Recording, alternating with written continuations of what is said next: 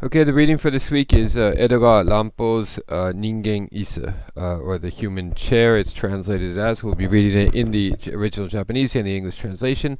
The work was originally written in 1925, so we'll want to keep in the back of our minds as we read this text the historical background, the rise of the proletarian movement, and so forth. Although Edogawa Rampo was not associated with the left-wing socialist movement or the proletarian movement in literature. This work has kind of some Marxist themes that will run through it, so we're going to want to discuss these in class.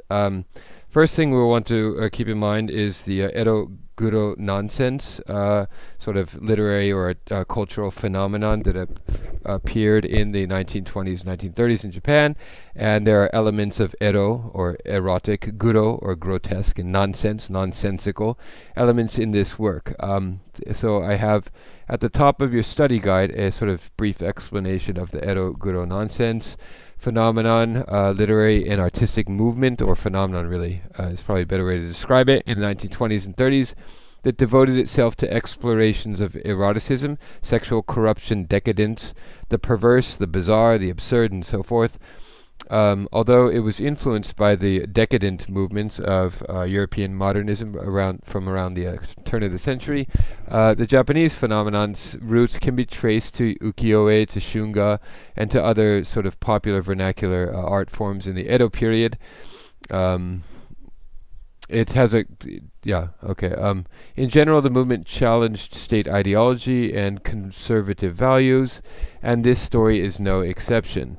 Today, there are lingering traces of this Edo Guro nonsense phenomenon can be found in manga, anime, and so forth. The popular literature magazine Shinseinen, which ran from 1920 to 1950, was in its early years a major venue for this Edo Guro nonsense phenomenon. Okay, after that, the next three items I have are sort of explanations of some Marxist terminologies that are kind of relevant to this work. The first is alienation, and we'll talk about this in class. It's a long explanation on your study guide. I'm not going to read all of that. Alienation is the first. Sogai, kan, as we say in Japanese, is sogai.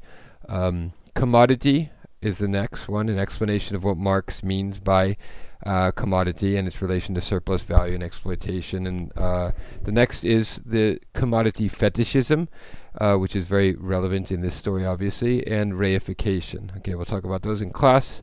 Let me delve right now into the study guide questions. I'll read them here, and then we'll go over the details in class. Question number 1 is, you'll want to answer all of these. Describe the narrative structure of the work. Start with that one. And let me see here. Narrative structure of the work. What subgenres of novel might this work be classified as? And obviously it's written in a letter form or epistolary form. What is the effect of this form? Does it lend extra credibility to what the narrator is describing? He describes it in a very polite and formal way. There's a kind of balance between credibility and absurdity. Is this form related, or this work related at all, to the confessional novel or the watashi shousetsu that is obviously a major subgenre of novel, important subgenre of novel in Japan after starting in the late Meiji period? Does this work have any relation to that subgenre? Is it kind of parodying that form in any way? So consider all those issues when you answer that question. Number 2, describe the personality and circumstances of the author of the letter. What is his relation to the world, to his craft, to his creations, namely the chairs that he makes and other articles of furniture that he makes? He obviously exists in the shadows of civilization. He's kind of a subaltern proletariat figure. He has a secret to confess, which is similar to the authors or the narrators in novels. What is his secret that he wants to confess? He is also, we should keep in mind, very skilled not only as a chairmaker but also as a writer.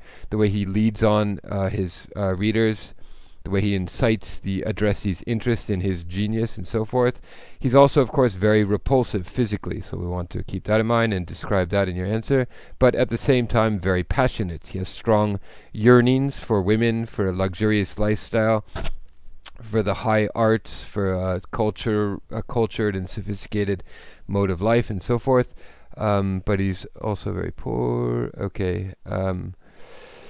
And he has, okay, there are other things you'll want to keep in mind as you answer that one, including this notion of alienation, namely the separation of the laborer from the product of labor. So he makes these chairs, but they're immediately taken away from him, and he is unable to enjoy them. And that's sort of Edogawa Rampo is making a comment on this sort of nature of the mode of production in modern society.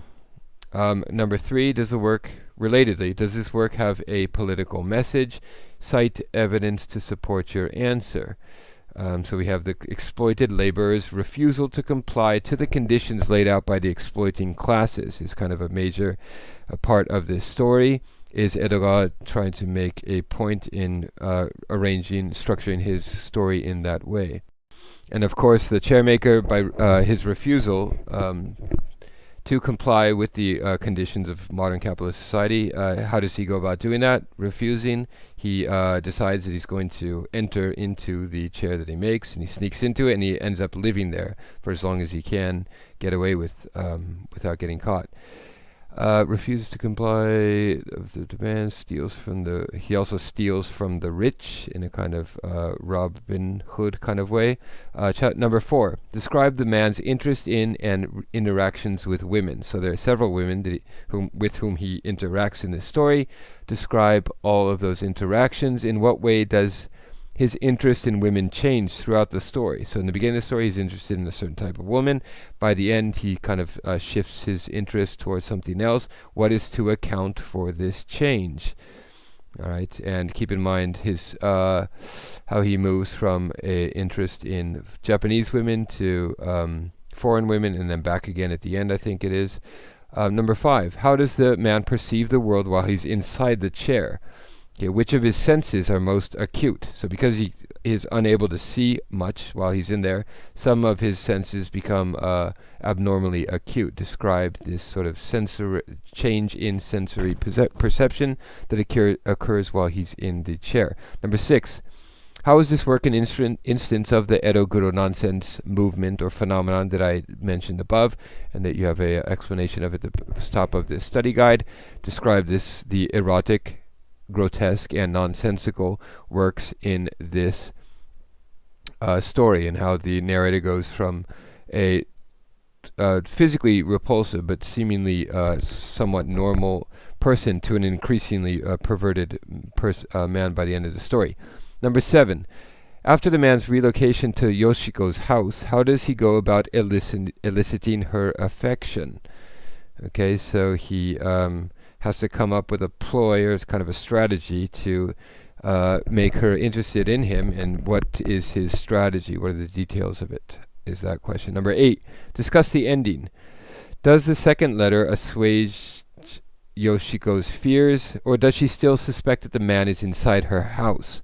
Which letter are we to believe? Okay, so keep in mind that the first letter might be entirely a work of fiction, because the writer of the letter obviously has the skills of a writer, and he's able to convince people and lie effectively. Is he lying in that first letter to show his the range of his imagination and his skills of a writer and as a writer and so forth, or are we to believe the first letter?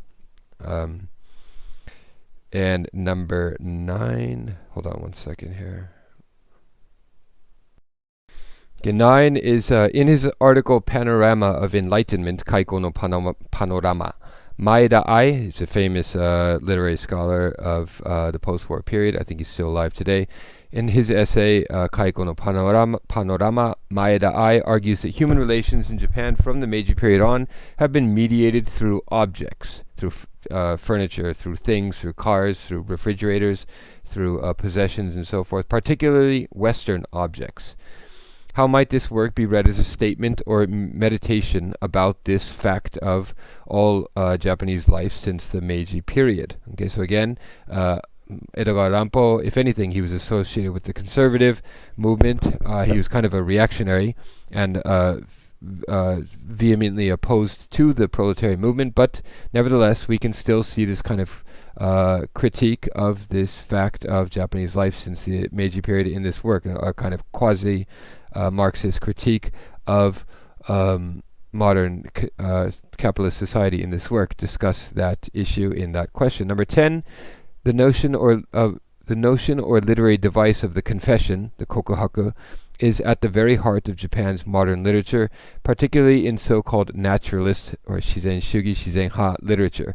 How does this work problematize the notion device of the confession? Okay, so we see this conceit or this device of the confession used in this work, but it's using this device in a somewhat original or unique way. Discuss how it is being used and if it is in some way critiquing or problematizing this notion or device of the confession. And the final question, it is a truism that one's mode of reading will affect one's interpretation of a work.